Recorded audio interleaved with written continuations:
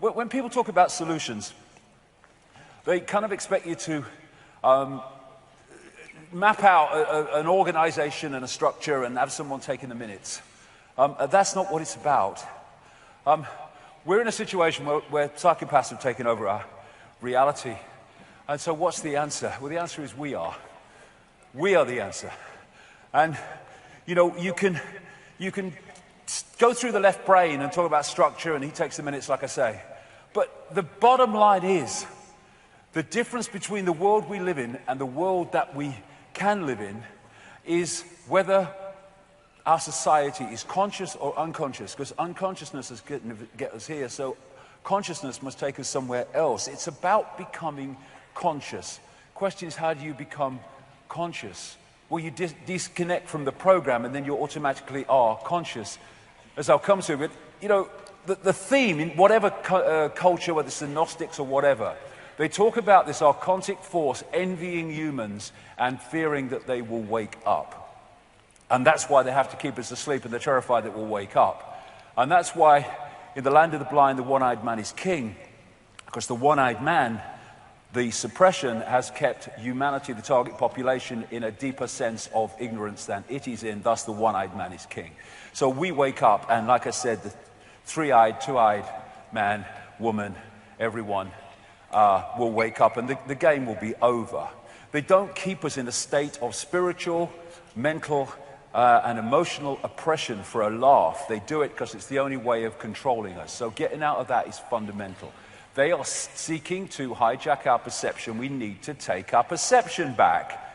You know, when the Native Americans are talking about this choice between one side of us and another side of us, well, that is the world that we have helped to create by falling into its trap. People say, what are the solutions? That's the solution, because everything comes from that. Joy, love, peace, hope, serenity, humility, kindness, benevolence, empathy, generosity, truth, compassion. All these things will transform the world, and there's so many people in this world who are already there.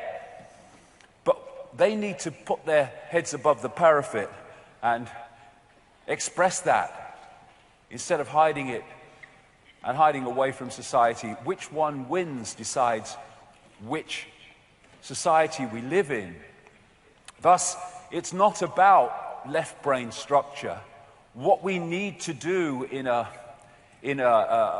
holographic expression of this changing consciousness will naturally come from the changing consciousness. Changing consciousness is what we need. We've been decoding this reality, we need to decode this reality, and that means changing our consciousness, and thus what we decode. And Albert Einstein said, we cannot solve our problems with the same thinking we created them. So, here we are in a perfect example of that.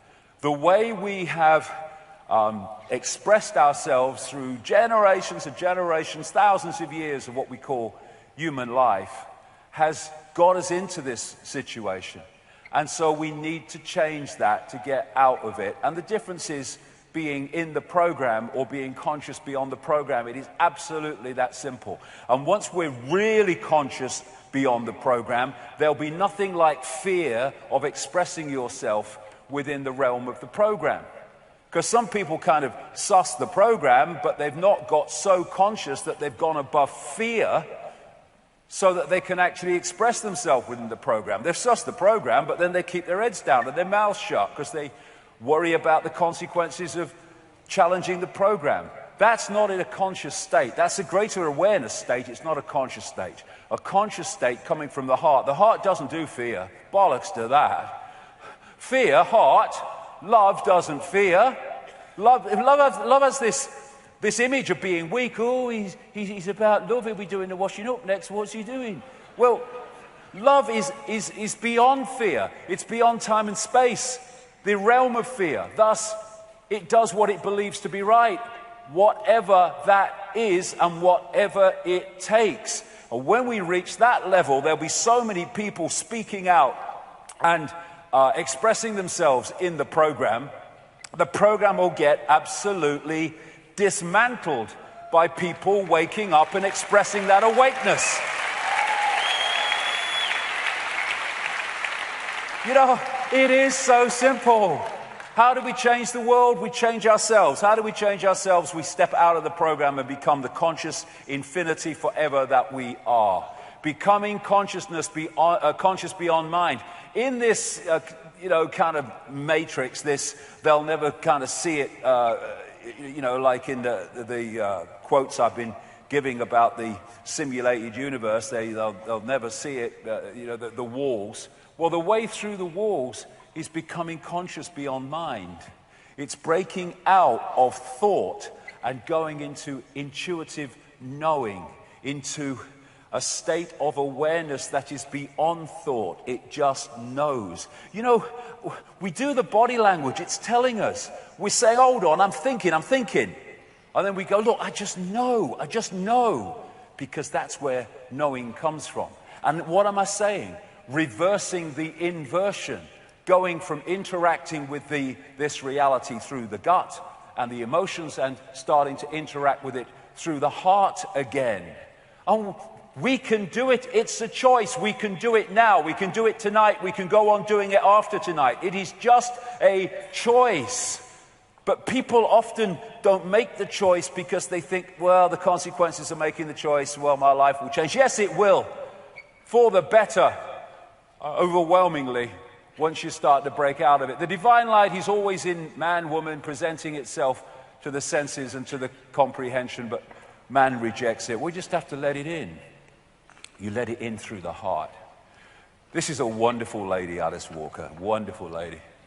The most common way people give up their power is by thinking they don't have any. And that is the greatest dismantling of human power that this archontic force has, is selling the perception that we don't have any. You had the power all along, my dear. We have just forgotten and we're waking up to it. Who do we answer to? David Icke? Do we answer to Ethel Jones or Charlie Smith? Or do we answer to I am infinite awareness, all that is, has been and ever can be, having an experience of that name? That is the revolution of self-identity, from experience to that which is experiencing. Imprisoned by walls that we build for ourselves, and the system helps us, encourages us to build them.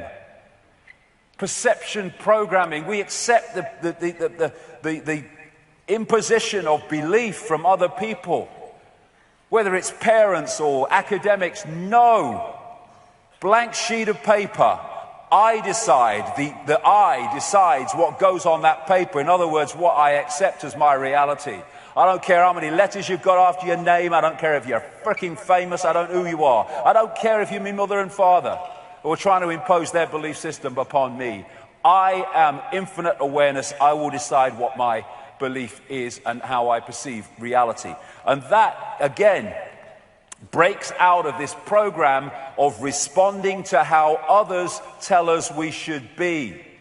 And we've got to kind of realize that there will be resistance to that. People who go, oh, what about you, when you start to resist the program.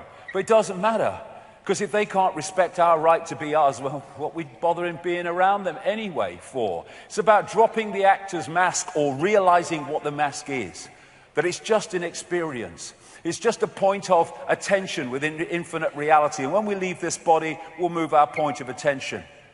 And we are doing that infinitely forever. That's as bad as it freaking gets. And if we go on accepting the program, go on accepting externally implanted beliefs, then we're just pawns in the program, pawns in the game, and we've given our power away. What are we doing as infinite reality? Having our belief systems externally imposed. We have infinite reality, infinite possibility, infinite potential to choose from and manifest. Why are we having people tell us what we are and what we should be? When we choose not to do that, when we choose not to fall into the program, then we start to make a positive difference in the world. Because by disconnecting from the program, we are taking its power away, one by one by one. And when we get caught in emotion, that's what we're supposed to do in our Viking challenge, overcoming emotional impulses. You know, I know that as much as anybody. But when we get caught in these emotion programs running through the body, and what's interesting is when near-death experiences describe their experiences, invariably they say, when I left the body, there was no emotion. Wasn't your emotion lust? Human emotion wasn't there anymore. It's a program, all this low vibrational human response, because that's the energy that they wish to generate for reasons we've discussed, and thus they have put programs through the operating system which generate that energy. But infinite consciousness can overwhelm and overpower that if we come through the heart, because the heart doesn't do that kind of emotion, this does. And once we fall for the emotion trap, we're not in the now. Because when we're worried about the future, we're pulled into a future that actually doesn't exist. We're pulled into a place where we can't do anything. We are powerless because you can't change something that doesn't exist.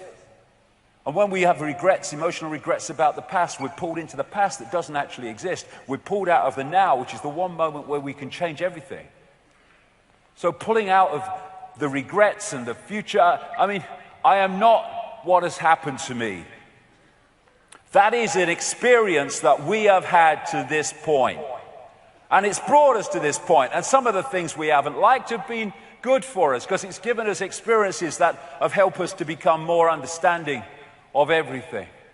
But I am not what has happened to me. I am where I am now. And at any point in the now, we can make a new start. And whatever has happened in the past, however bad it was, however we regret it, however we don't like it, we can start anew now anytime we choose and build a different world, a different reality, a different human experience for ourselves. We have the power to do that as long as we don't fall for the program that pulls us into the past and the future. I am not what I choose to, I am what I choose to be now. And tonight, anytime, we can choose to be something different. Oh, well, you weren't like that before. No, but that was another now. This is this now. I am now. And Leonardo da Vinci said, one can have no smaller or greater mastery other than mastery of oneself. This is the revolution. Mastery of oneself that takes us out of the program and ceases to have us being a computer terminal on someone else's matrix. And what we do is we don't accept externally downloaded perceptions of reality. We choose our own on our terms. Socrates said, the secret of change is to focus all of your energy not on fighting the old or fighting anything, but on building the new. And this revolution is about building the new. And by building the new, by the very definition of doing that, you're challenging the old by definition. You're replacing it with something else instead of fighting it and becoming an expression of what you're fighting. What you fight, you become. Remember who you are. That is the revolution. And having the initial courage, but you soon get past that and the need for it, to express who you are, no matter what people say about you, do about you. Because if we give away our right to be us because of what the program is doing to us, well, we might as well not even start. Can you remember who you were before the world told you what you should be? That's a starting point. Let's now, from this point, start to be who we are and not what the world is telling us we should be. People think that oneness...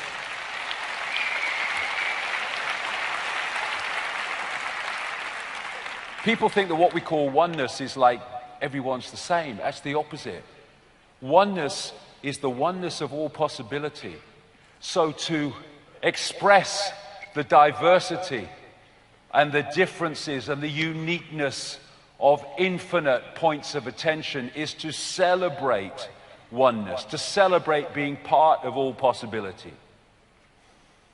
The opposite of that is the system in which you do invariably turn out people just the same because they're operating on such a narrow band of possibility.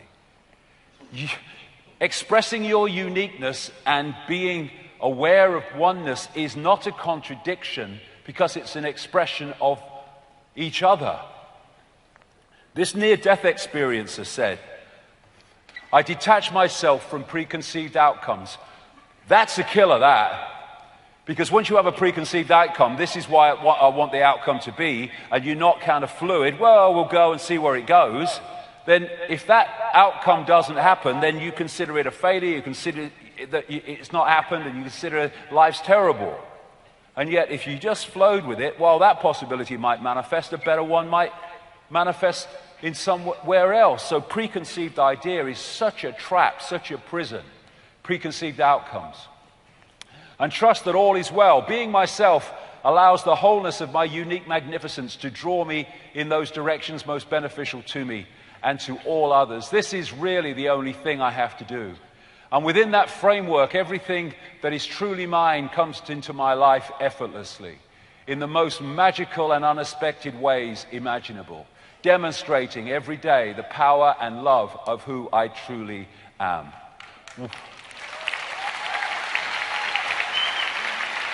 Violin by the very people they think they're opposing. Top US military official admits our Arab allies are funding ISIS. What happened to those allies? They became part of the terror coalition against ISIS. You couldn't make it up.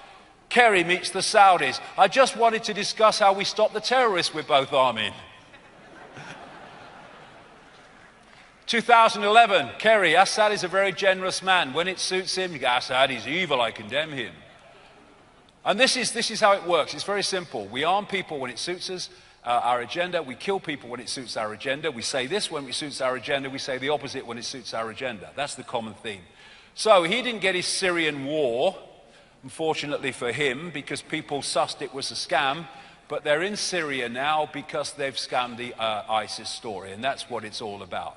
And here is the real reason they're in Syria, to remove him and get around the resistance from the people.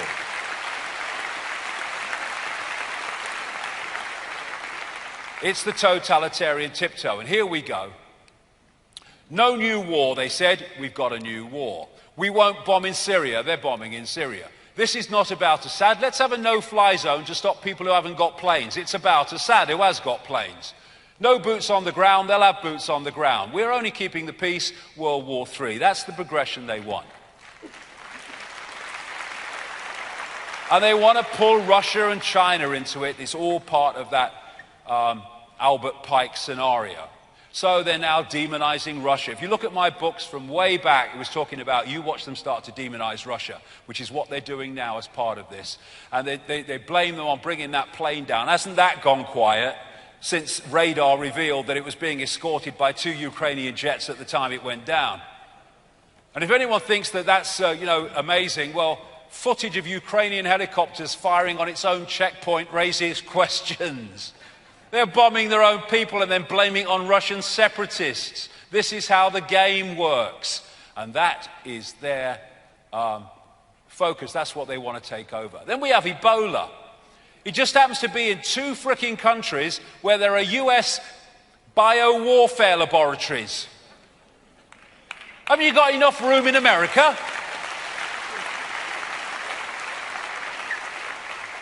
And the Centers for Disease Control in America have a patent on the human Ebola virus. There you go, Sierra Leone closes down US bioweapons lab. I bet they did. Pretty bloody sharpish. Another foreign news outlet links US biowarfare labs to Ebola outbreak. What a coincidence. ISIS, we must intervene in the Middle East. Ebola, we must intervene in Africa. Just a coincidence, nothing to worry about. And then you've got the public health emergency declared in Connecticut over Ebola, civil rights suspended indefinitely and all that shit that they can use. And this is what fear does to people. This is a passenger at Washington Airport waiting to get on a plane. This is how the perception deception works. Fear. Make them fear and they'll give you their power. Our complete state. If you look at this structure, that is designed to keep this status quo in place. So what we're seeing is more and more vicious, psychopathic police states around the world, in Britain and in America. They have a kill list in America. He can kill anyone he likes if it's on the kill list. He doesn't have to go through any judicial oversight. He can take anyone off the streets he likes and not have to take them through due process. So and so it goes on. There's almost a law against everything now because they want to tie us into a web like a spider ties a fly with regulations and laws. We've got this outbreak of luminous jackets. They're breeding, I'm sure they are, in the night. They're all over the place, these things. They're like roundabouts in Milton Keynes. They're breeding. And you've got a certain type of mentality in the administration of all this. I am a Dalek, rules must be obeyed, exterminate, inability. You know, they've got little cracks in their head where the bloody computer chip goes in. What are you? I'm a government administrator. I thought you were. There you go. I bet they have no idea what prats they look. But what this is about is the way the police are turning from the police as we knew them systematically, because of Agenda 21 and what I'm talking about, into the military. More and more vicious. Go into YouTube and put in police violence. You'll be there for bloody months. And what they've been systematically doing, I've been saying this for years, is recruiting people overwhelmingly on the basis of personality type, not ability to do the job. That's why the good cops and the good coppers are disappearing and these psychopaths are coming in more and more to replace them. Psychopaths who do this.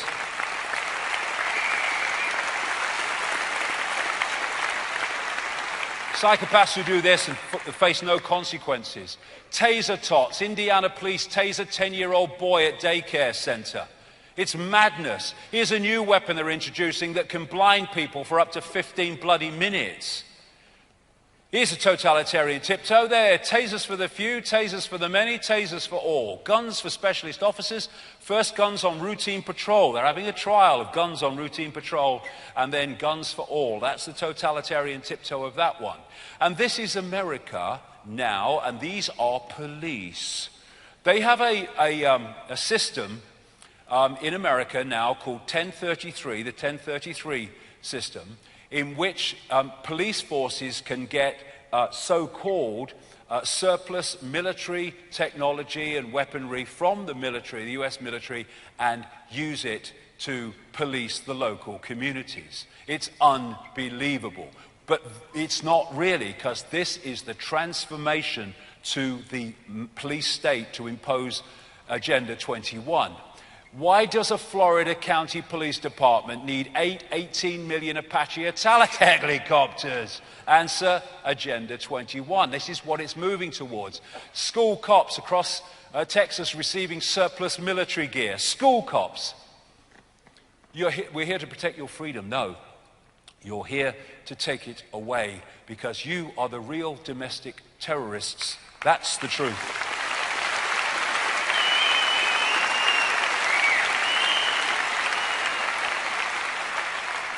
An extremist, a label used to discredit and marginalize anyone whose opinion is a threat to the state because they've figured out how corrupt it is while sustaining a constant sense of fear or alarm in the minds of the public. An extremist, someone who's sussed. That's what it is. And you can expose war crimes and you go to prison with the key thrown away. You can commit war crimes and you get a Nobel Peace Prize. And this is what the police and law enforcement need to understand. They are part of the 99.9%. And their children and their grandchildren have to live in the world that they are helping to impose on others. And think about this, police officers of this country. This is what's designed to happen. Private security firms are designed to take all of your bloody jobs and take over the policing of the people via corporations. Let's go this way. Oh, there you go. A time to choose. Morality, doing what is right regardless of what you are told. Obedience, doing what you are told regardless of what is right. Which way we go there decides on the world we're going to live in. Every great atrocity is the result of people following orders. It's time for the police to realize that they're designed to live in this world as well. This world of constant surveillance for their families and their children. Where they've got drones now that can take down your login codes and your bloody mobile phone. It's madness. You've got these bloody surveillance bloody insects flying around now. It's madness. These people are mad. And Bill Gates, for it is he, 5 billion plan. Let's put a camera in every classroom. Bill Gates spends 1.1 million fitting students with their mood bracelets to see if their teachers are boring. God, it's going on. Schools installing facial recognition systems to identify troublemakers.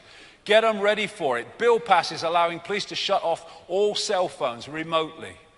All internet activity now monitored by pre-crime algorithms. This is UPS. Every time he moves his arse in that seat, someone back at headquarters knows he's done it. And I'm not kidding. If he backs it up, they know he's backed up. If he walks out, he knows he's not sitting there. This is what's planned with these black boxes they're putting in cars increasingly. So everywhere we go is tracked. EU to bug every car in the UK with tracker chips, which they can't stop, this big brother technology. They've got cameras to go into cars that are constantly monitoring your mood so you don't get caught in road rage. Hey, that would make Heliopolis, famous city of the sun in ancient Egypt, as the city of Saturn, with the obelisks, the pillars outside the temple in Heliopolis. And that relates so closely to Solomon's temple, the mythical Solomon's temple. Every syllable of Solomon means the sun. Question now is which sun? And again, you've got the two pillars outside, just as with the one in Heliopolis. Then you come to Freemasonry, and its temples have the twin pillars worshipping the sun, the Saturn sun. Come to that as we go along. So when you go in this symbol, absolutely obsessed network, you come to the twin towers, the twin pillars. A coincidence? No chance. And what are the chances of this if that is the Saturn sun, Helios, Heliopolis? This obelisk in St. Peter's Square is an original obelisk put there from Heliopolis, I would say the city of the Saturn sun. And I've been saying for years and years and years and years that the Roman church is worshipping Saturn. The Bennu bird of Heliopolis was symbolized as Atum Ra. Both symbolized Saturn. And the Bennu bird became the phoenix, which became the eagle, as Freemasonic historians talk about. They worship Saturn as the old sun, the dark lord, and the lord of the rings. Later, Satanism is Saturnism. And it's also symbolized as an eye.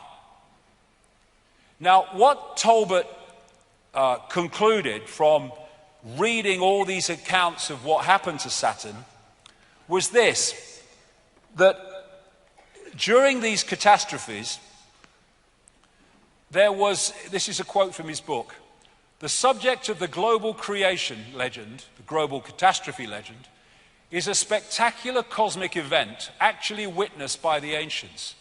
Massive quantities of cosmic debris exploded from Saturn, clouding the heavens and eventually congealing into a vast band around the planet. Now, the band is described, like he said, as around the planet. However, what is described is the reflection onto that band of the sun we have today made it seem from Earth as if there was only part of it, like a beard. And as the day moved on and the sun's angle moved, it's described as appearing that this band went around Saturn, as I'll explain. Now, this is one of Saturn's moons, and I only put this up here because it shows this light behind it. Now, the source of this light is not the same as I'm talking about, but it just gives a feel today, looking at that angle of that Saturn moon, of what it must have looked like in the way they described from Earth. This band, this luminous band. And what they said is, as the sun moved round its angle in relation to Saturn, it appeared from Earth that this was moving around the round Saturn. But that became the main symbol, because that appears to be what it looked like for most of the Earth day at that time. And so you see symbols relating to that all over the ancient world, which Talbot came up with. Let's just go further forward here, I'll come to something else. There's loads of them, with the band and the disk Saturn. Loads of them like this, with symbolizes the horns with the planet, the sun, in the middle of it. And Lord of the Rings was a name given to Saturn. And here you see in the movie, you see the same symbol and the Eye of Sauron, the reptilian eye, as the source of power. They're using it now in Apple products as well. Here you have the man who started a satanic secret society in Germany called the Brotherhood of Saturn. And these are Saturn symbols, and there you see the round circle with the dot in the middle and the horns. Now, that round circle with a dot in the middle is said today still to have been an ancient symbol of the sun. Well, there's nothing, when you look at our sun, to use a symbol like that to symbolize it. But you look at that symbol in relation to what Talbot's saying, and it's very obvious what it was symbolizing. You had an unbelievably Saturnesque stage show done at the Super Bowl in 2012 by Madonna, with the luminous fiery eye again. And there is Saturn with the crescent between the Twin Towers in the Mother Lodge of Freemasonry in Great Queen Street in London. You look at the symbol of Islam, and it can be interpreted as the star and the crescent that was used in the ancient world. These laurel leaves symbols are very much in sympathy with that. This, of course, is the United Nations with the world as a target, very appropriate, and that is the symbol of the Windsors, the royal family, the Windsors royal family. That's, of course, an American great what do you call it? There's the flying disc, again, a Saturn symbol. You see that on many cars and in many areas of the corporate world. And, of course, in that Saturnesque presentation, you had exactly that used in the Madonna stage show. Now, this is why Satanists worship the goat. In one form, the goat god Pan. This is Manly P. Hall, Secret Teachings of All Ages, who is one of the major Freemasonic historians over the years. He said Pan was a composite creature, the upper part, with the exception of his horns, being human, and the lower part in the form of a goat. The god himself is a symbol of Saturn, because this planet is enthroned in Capricorn, whose emblem is a goat. And that is where that comes from, Baphomet, one of the most famous of satanic worshipping symbols. And you see them on this ring. Is Baphomet on Beyonce. She's dressed, Lady Gaga, as Baphomet. And there is Baroness Philippine de Rothschild with Baphomet massively round her neck. I am staggered, I don't believe it. The owl is Saturn, the owl of Bohemian Grove. Apis or Apis, the Egyptian Saturn god, the bull god, the god of Saturn, and that's where you get the golden calf and all that stuff. And again, you've got the money system symbolized as the bull as well. Now, I said earlier that numbers are just digital expressions of frequency waveform information fields. This is called the magic square of Saturn, and it's also the magic square of Freemasonry, of course. And why it's magic is whatever way you go and you add those numbers up, they come to 15. Don't matter which way you go. Now, in numerology, you add the numbers until you get a single number. So 15 in numerology is 666. 666. And that represents the energy frequency of Saturn, which I'll come to. Now, this is the sigil of Saturn. And they get it by drawing between the squares of the magic square from 1 to 2, 2 to 3, 3 to 4. And that's how they get that. Now, if you turn that up on its side, you get that, which is what that is. The most obvious symbol of Freemasonry, because they're worshipping Saturn, which is an expression of this archontic fake reality. That is the symbol of Balmoral, the Scottish home of the royal family. Exactly the same, the sigil of Saturn. This is an ancient symbol of Saturn, the six-pointed star, the Star of David. It's not, they just hijacked that. It's a symbol of Saturn going way, way back. And this is where the name Rothschild came from. They had a red version of the six-pointed star on their house in Frankfurt, where the Rothschild dynasty came out of, and in German, red shield is Rothschild. The very name Rothschild comes from a symbol of Saturn. And they then took it and put it on their fiefdom of Israel. Saturn. Same with many law enforcement symbols. There it is as an ancient depiction of Saturn, six-pointed star and the moons. There's the six-pointed star on this necklace of the mysteries. And here it is again. And all of these are from Asia. It is not a unique Jewish symbol. The Rothschilds took it that was actually emphasizing these two very different functions of different sides of the brain. And what the system does, because it knows that this is where creativity is, this is what connects the dots, because this sees the tapestry, this sees the strands. If they keep you in the left brain, it's all dots. You get in the right brain, the dots are a picture. That's why they don't want us to connect the dots. That's why they don't want us in the right side of the brain. And so they put the soldiers on the gate of the left side of the brain to stop the right side getting in and having an influence. And what is that? It's doctors, it's journalists, and I'm not saying they know what they do. They're doing this. They don't. They've gone through the system as well. It's scientists, academics in all their forms, and all the rest of it. And if you look at exams in education, what we call education, it's all left side of the brain information, and all the time cutbacks in the arts and things that would open the right side of the brain. I've never made one of my discoveries, said Einstein, through the process of rational thinking. No, through going to another level of awareness beyond the village idiot of rational thinking as we perceive it. Cosmic communication. This is the wireless internet on an electrical level. There's a whole area of science now called the electric universe.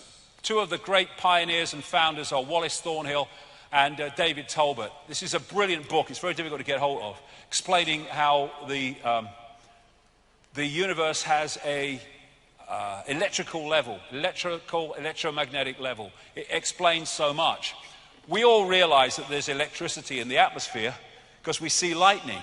What we don't realize is when something's lightning in the lower atmosphere, there's other electrical things going on right out into the cosmos because it's an electrical system.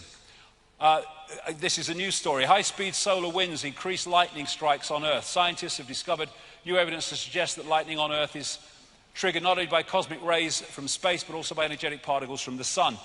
There is an electromagnetic field which connects everything. Electrical tornadoes, they are fast-rotating electromagnetic fields. The northern lights, the aurora borealis, electrical light show. Electrical comets as they interact with the electrical level of the universe. Electrical galaxy, the spinning of the galaxy. And Nikola Tesla said this: all peoples everywhere should have free energy sources. Electric power is everywhere present in unlimited quantities and can drive the world's machinery without the need for coal, oil, and gas. And he knew that.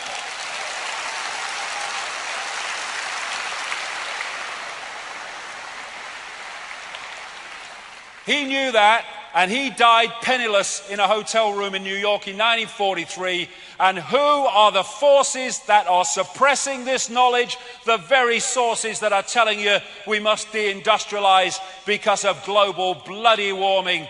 That's a load of bollocks anyway. Scam. Gravity is powerful. Okay, the electrical force is about 1,000 trillion times more powerful than gravity. This is what the magnetic force is capable of. And as the electrical universe postulates, the force that hold the planets in their places and their stability are not gravitational forces, they are electromagnetic forces, which brings about a very simple thing. If you can, or something destabilizes those electromagnetic forces, then the planets go walkabout. And I'll get to this in part 2, but they went walkabout in geological terms very bloody recently.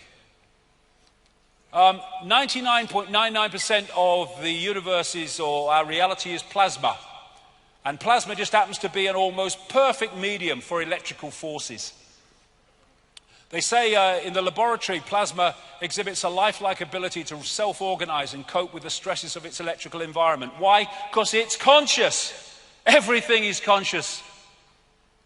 And in the electrical universe arena, they can recapture happenings in the heavens in the laboratory using things like plasma focus devices. Try to get mainstream to replicate what they say happens in the universe and how. The electrical sun, plasma sun, almost entirely plasma, they say. Why? Because it is a processor of electrical power, information. Electric sun, I mean, it's not bloody obvious, is it? And they say that what the sun is like a nuclear reactor that starts in the middle and convects out. Well, they say there's a radiative zone. Well, apparently there's very little evidence, if any, for that. The convective zone they've found is about 1% of it needs to be to do what they say it does. What the electrical universe position says, with tremendous evidence, is that actually it's coming the other way. It's not coming out from the sun, it's coming into the sun, being processed, and then going out from the sun in another form. In ultraviolet light, you have what they call a torus, or like a donut around the sun, well out, and it is a collector of electrical power. And what happens is, as that electrical power builds up and builds up, just like lightning is a release of too much electricity in the atmosphere, so there are massive releases of electrical power from this torus, and they head for the sun and they bang into the sun, create massive holes that we call sunspots. According to the electric universe, sunspots are not going that way and banging outwards, they're coming this way and banging outwards. And here's another kind of thing that supports where the power is really coming from. On the surface of the sun, it's about 5,000 degrees Kelvin, that heat measurement called Kelvin. And in the upper levels of the sun, way out from the surface, it's 200 million degrees. That's the sunspots. And so you have cycles when this electrical power is very, very powerful and when it's less powerful. And that is what creates the sun cycle, when there's more power coming from the sun and then there's less power. Another great thing that explains another thing is when plasma has a electrical force or electrical state of a certain kind, and it meets plasma with an electrical state of another kind, the plasma automatically creates a barrier between the two. They're called Langmuir sheaths, after Irving Langmuir, who discovered them. And that's why we have these energy fields around planets. And we, in our electromagnetic level, and the planets are interacting with this electrical force, which is delivering, again, information within the cosmic internet. And again, you've got the brain cell and the universe. So this starts to explain this. Astrology. What we call planets and stars are, in their base form, waveform information fields. And as they move through the greater cosmic internet, they are impacting upon it in terms of changed information. They're changing its nature. And when these planets move into certain situations in relation to each other, the impact becomes even greater. And so, where the planets are dictates the nature of the energy field. And when we come into this reality, we pick up the energy field at that point in the cycle. And so we pick up a different energy field to someone else. And we interact with the energy field as we go through our life, therefore, in a different way compared with someone else who comes into the cycle at a different point. And that's what we call astrology. And in its deep scientific level, it is a science. Not in the, local newspaper with a little one paragraph, but at its deep level, it is a science. In the right hands, everything in the right hands.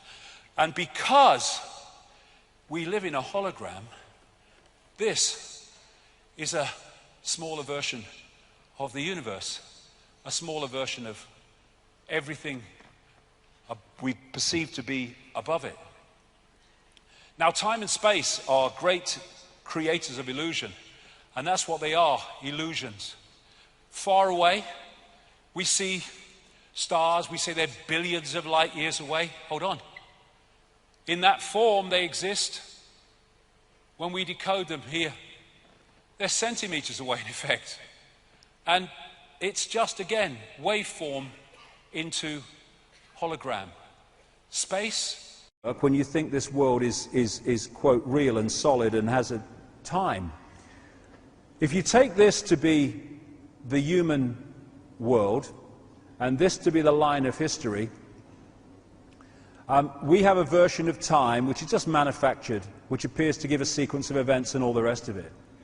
Within the interspace plane, they have movable time. They can move up and down this timeline. So they can come in here and they can control someone from the 16th century or the 15th century. They come in here, they're controlling people from what we call the 20th century, because the time is an illusion. So it's been the same entities that have been moving through what we perceive as time all the way through history. And of course, when you get across here, there's no time. And that's why that near-death experiencer said, there is no time, there is no sequence of events, no such thing as limitation of distance, of period of time, of place. I could be anywhere I wanted to be simultaneously. So can these to a large extent, and therefore they're moving in and out of this timeline. To achieve this, they want puppet people. And to do that, they have to control the coordinates that people have in terms of their perception of reality. And that's what they've done. And they've confused people into being confused, which is the state they want them to be in. And we look at the world and we think it's so complicated and complex and all the rest of it, but there is a very simple structure behind it. Because of what's been going on with the research into this conspiracy, and indeed at our own bloody eyes now, when we look on the news and we see the world the way it is with the centralization of power, It's very difficult now to deny that a few people control the many. It was possible for a while maybe, but not anymore. So what they've done through this book by a guy called David Rothkopf, who worked for the infamous Kissinger Associates and was in the Clinton administration and stuff, he's written this book called Superclass, The Global Power Elite and the World They Are Making. And what it is, in effect, is an admission that, yes, there is a super elite and it does control events, but it's not coordinated and it's not controlled. It's like a fallback position. All right, we can't deny if you control the world now, so we'll have a fallback position. Yeah, they do, but they're not coordinated. It's just a loose connection of interests. You know, bullshit.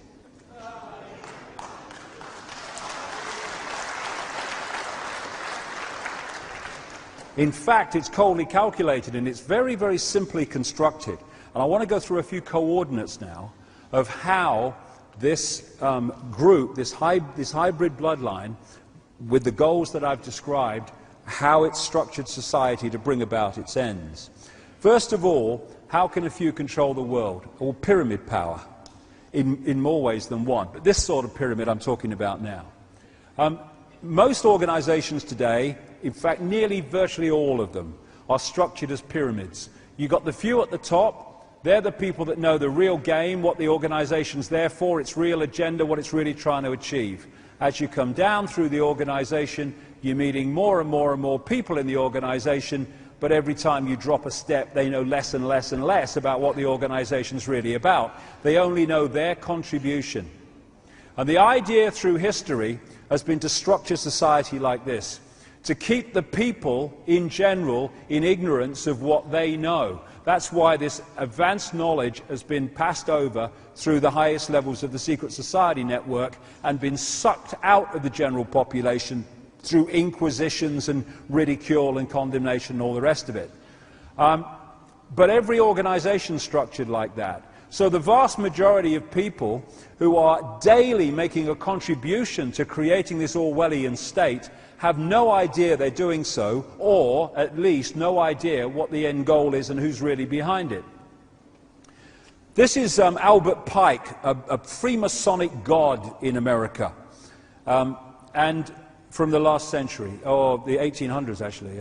We're 21st century now, aren't we? What day is it? What planet am I on? And he wrote this: "Fictions are necessary to the people, and the truth becomes deadly to those who are not strong enough to contemplate it in all its brilliance. In fact, what can there be in common between the vile multitude," that's us, "and sublime wisdom? The truth must be kept secret, and the masses need a teaching proportioned to their imperfect reason." So, what they're doing is that ancient knowledge, that ancient advanced knowledge I talked about, they have sucked it out as much as they can out of circulation through inquisitions and all the stuff, but they've passed it on and more across the secret society network. So at that level, not Joe Bloggs, the Freemason, goes down the lodge, they do a nice dinner, not that, right up the top. They're working on a knowledge of reality that I talked about earlier, and they're using it to manipulate the masses, who they keep from that knowledge. And pyramid power works like this too. We think presidents and prime ministers and stuff are at the top of the decision-making process. They're not. They are positioned lower in the pyramid, and they are just vehicles for the shadow people to introduce changes in society through them. So you have an idiot like Bush, and he turns this stuff through legislation into law just by signing his soddy name, when he can remember it, on the bottom of a piece of paper. That's what they're there for. They are vehicles. They're not the source of the power. People say to me, "So you say George Bush orchestrated 9/11? Can't tie his shoelaces, mate." No, I'm not saying that. No. Ridiculous. You're a journalist, aren't you? Yes, I thought you were. You thought that elephant was a duck, right? Yeah, I got you. I remember you now.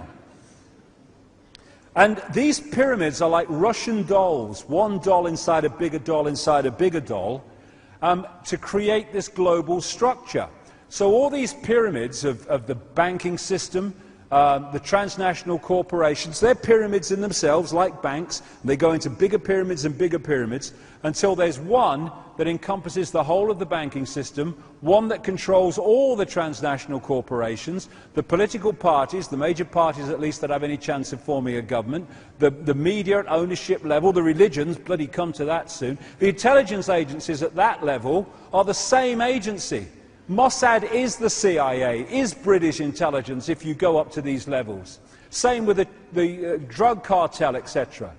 And so up here you have these bloodline families who are sending down these pyramids, all roads lead to them, the same agenda.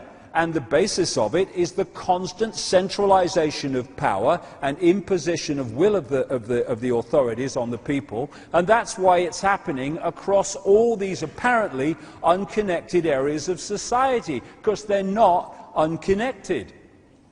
What you have is one force operating through different sides in the movie. And while we think there are different sides as we experience the movie in visible light reality, we get confused. I mean, he's on that side, and he's fighting him, and he's against her.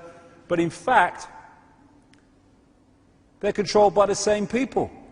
And you know, if you go into a football match and you control not one side to influence the football match, you control both sides, you know what the score's going to be before the teams go on the field.